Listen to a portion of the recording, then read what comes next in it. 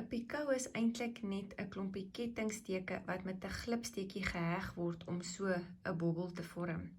En die patroon sal vir jou aandui uit hoeveel kettingsteke jou pikou bestaan. So vir 'n 3 kettingsteek pikou sal jy begin met 3 kettingsteke en jy gaan die pikou voltooi deur 'n glipsteek in die eerste kettingsteek te maak. So jy gaan jou hierkannaald insteek, die jaan gaan haal en dan ook trek deur die lys op jou hierkannaald en daar het jy nou 'n pikou voltooi. Kom ons maak net gou 'n gewone kort been langs aan om 'n bietjie spasie te kry. Nou, daar is 2 dinge wat kan varieer met 'n pikou en die eerste is uit hoeveel kettingsteke hy bestaan. Dit sal die patroon vir jou sê, dit sal 'n 3 of 'n 4 of 'n 5 kettingsteek pikou wees, so dis die aantal kettingsteke wat jy maak.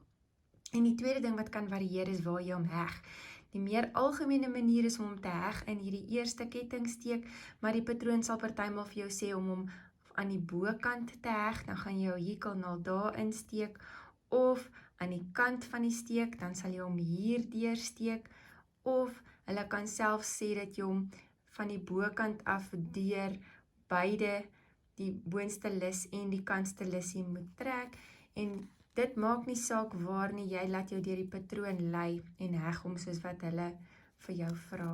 En nou gaan jy sien die 4 kettingsteek pikou is hoër as die 3 kettingsteek pikou wat ons hier gemaak het. En dit is 'n pikou.